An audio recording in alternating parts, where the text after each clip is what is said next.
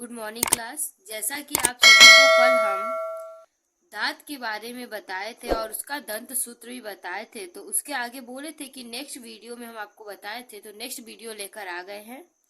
अब हम आपको लार यानी सलाइवा के बारे में बताने जा रहे हैं। मनुष्यों के मुख गुहा के 3 जोड़ीदार ग्रंथियां पाई जाती हैं। मनुष्यों के मुख गुहा में कितनी जोड़ी? 3 जोड़ीदार ग्रंथियां पाई जाती है, यानी 3 पेयर।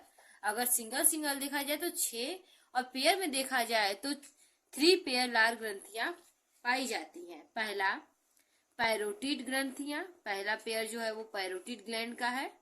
दूसरा है सब मैंडिबुलर ग्रंथियां और तीसरा है सब लिंगुअल ग्रंथियां। ठीक है, ये दोनों के एक एक पेयर होता है। इसके बाद नेक्स्ट हम ग्रसनी पढ़ेंगे। ग्रसनी मुख गुहा का पिछला भाग ग्रसनी कहलाता है। मुख गुहा का यानी बक्कल कैविटी का जो पिछला भाग होता है उसे हम क्या कहते हैं? ग्रसनी कहते हैं। इसमें 2 छिद्र होता है। इसमें कितने छिद्र होते हैं? 2 छिद्र होते हैं। पहला निगल द्वार और दूसरा कंठ द्वार। दोनों छिद्रों के नाम आपको पता चल गया। पहला क्या होगा? निगल द्वार होगा और दूसरा कंठ द्वार होगा। अब हम पढ़ेंगे निगल द्वार के बारे में। यह आहार नाल के अगले भाग में खुलता है। जो निगल द्वार होता है यह आहार नाल के क्या होता है? अगले भाग में खुलता है। अब कंठ द्वार का हम स्टडी करेंगे। यह श्वास नली में खुलता है। कंठ द्वार के आगे का पट्टी जैसी रचना होती है जिसे एपिग्लॉटिस कहते हैं। भोजन करते समय यह पट्टी कंठ द्वार श्वास नली में न जाए, इसलिए ये क्या होता है? बंद हो जाता है। ठीक है, अब इसके आगे हम ग्रास नली पढ़ेंगे। देखिए, ग्रास नली को इंग्लिश में फूड पाइप कहते हैं। फूड पाइप,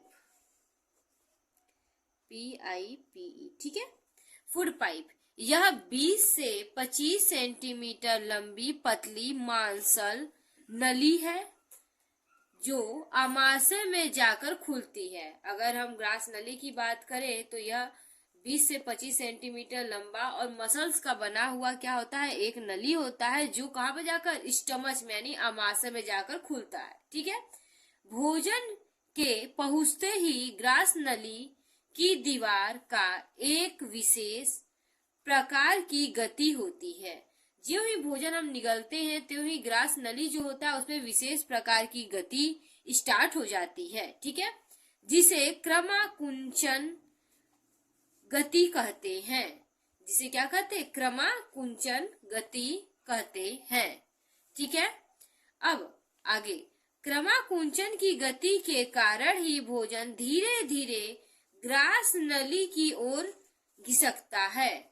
क्रमाकुंचन जो गति होता है इसी के कारण भोजन जो होता है धीमे धीमे आपके आहार नाल से होता हुआ आमाशय में पहुंचता है। ठीक है, अब इसके आगे पढ़ेंगे। ग्रास नली में पाचन की कोई क्रिया नहीं होती है। जो ग्रास नली होता है उसमें पाचन यानी डाइजेशन की कोई प्रोसेस नहीं होती है। बस ये भोजन को आमाशय तक पहुंचाता है। वनली ये क्या करता है? भोजन को आमाशय तक ले जाने का कार्य करता है। ठीक है, ग्रास नली समझ में आ गई होगी आप सभी को। अब हम पढ़ेंगे अमाशय। अमाशय को इंग्लिश में स्टमच कहते हैं। ये जे आकार की एक चौड़ी थैली होती है। जे संरचना, जैसे जे बनता है इंग्लिश लेटर, वैसी एक पैकेट लाइक संरचना होती है। ठीक है, जो उदर गुहा की बाईं ओर से शुरू होकर अनुप्रस्थ दिशा में फैली होती है। ये देखिए, उदर गुहा यानी कि आपके जो देखिए आपकी बॉडी जो होती है वो 2 भागों में बटा हुआ है। पहला है आपका थॉरिकल कैविटी और दूसरा है एब्डोमिनल कैविटी। ठीक है, यानी कि वक्ष गुहा और उदर गुहा। वक्ष गुहा जो होता है वह आपके चेस्ट के ऊपर वाला पार्ट होता है बेटा, और उदर गुहा जो होता है चेस्ट के यानी डायफ्राम के नीचे वाले पार्ट को कहते हैं। ठीक है, तो यह उदर गुहा में फैला हुआ होता है। ठीक है, अमाशय का अग्र भाग, देखिए अमाशय को 3 भागों में बांटा गया है, तो उसका जो अग्र भाग होता है उसे कार्डियक कहते हैं। ठीक है, कार्डियक पार्ट। दूसरा जो होता है पिछला भाग उसे पाइलोरिक पार्ट बोलते हैं, पाइलोरिक भाग कहते हैं। तथा तीसरा जो होता है उसे क्या कहते हैं, फंडक्स कहते हैं। ठीक है, और फंडस जो होता है ये बीच में उपस्थित होता है। ठीक है, सबसे पहला वाला कार्डियक होगा और बीच में फंडस होगा और लास्ट में क्या होता है, पाइलोरिक। ठीक है, अब इसके आगे पढ़ते हैं। अमाशय की कोशिकाओं द्वारा अमाशय ग्रंथि या जठर ग्रंथि का निर्माण होता है। अमाशय की जो कोशिकाएं होती है वो सभी मिलकर एक जठर रस का फॉर्मेशन करती है, तो उसके लिए जठर ग्रंथि का होना अनिवार्य है। तो इसके पहले क्या होता है, जठर ग्रंथि का निर्माण होता है। जठर रस में हाइड्रोक्लोरिक अम्ल, म्यूकस तथा पेप्सिनोजन होता है। जठर रस जो होता है उसमें हाइड्रोक्लोरिक एसिड होता है, म्यूकस होता है और पेप्सिनोजन पाया जाता है। मनुष्यों के अमाशय में प्रतिदिन 3 लीटर जठर रस का स्त्राव होता है। जो हम लोग का स्टमच होता है उसमें पर डे की बात करें तो उसमें 3 लीटर क्या होता है, जठर रस का फॉर्मेशन होता है। अमाशय की ग्रंथियों से कभी कभी अत्यधिक अम्ल का स्त्रावण होने लगता है, जिसके कारण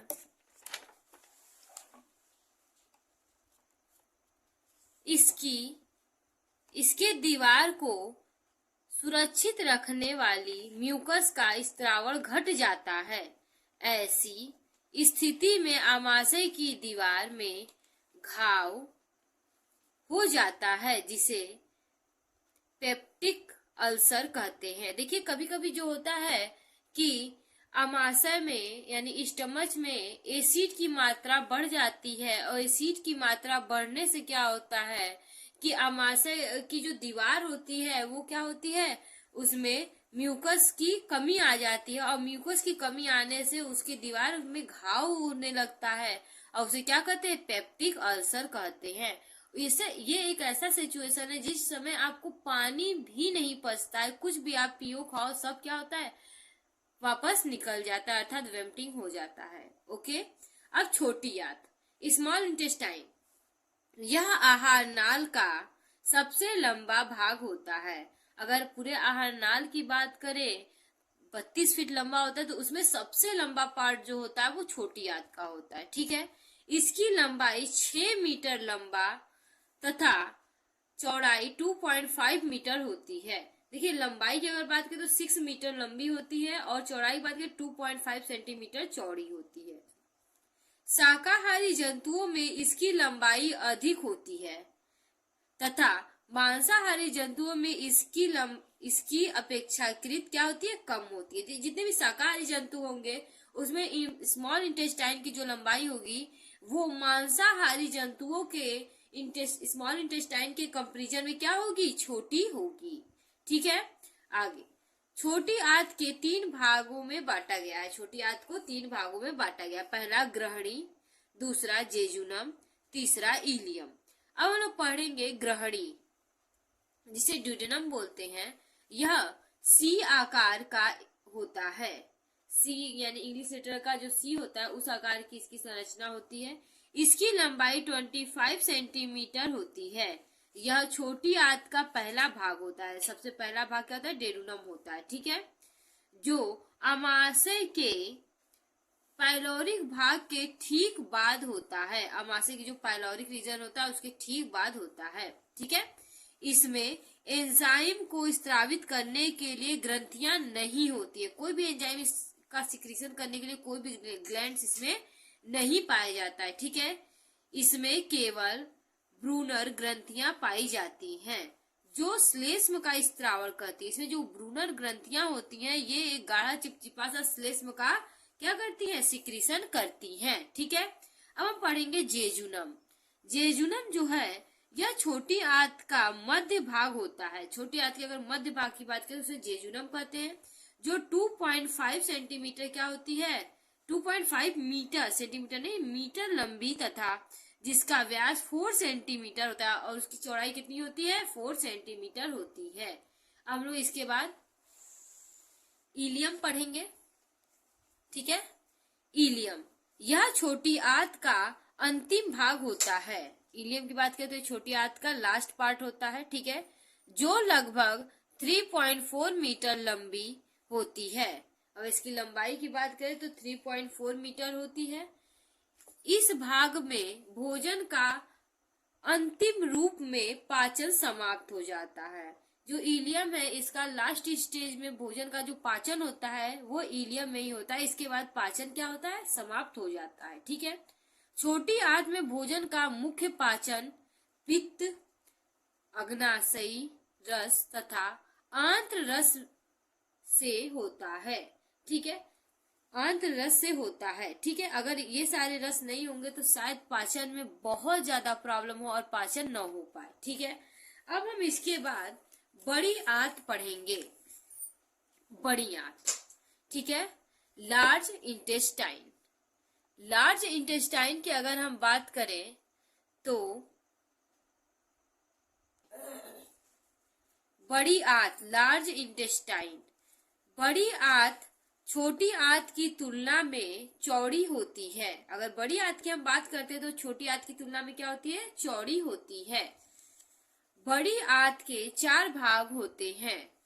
पहला सीकम, कोलन, मलाशय और गुदा नलिका। देखिए इस मलाशय, गुदा नलिका, सीकम, कोलम ये सभी क्या आते हैं, बड़ी आंत के पार्ट होते हैं। अब बड़ी आंत के कार्य के बारे में पढ़ेंगे। Function of large intestine. बड़ी आंत अधिकांश पानी को सोखने और ठोस मल बनाना होता है। देखिए बड़ी आंत का कार्य क्या होता है कि अधिकांश पानी को सोख लेना और मल जो पचित अपशिष्ट पदार्थ उसे मल कहते हैं, तो ठोस मल को बनाना, ठीक है।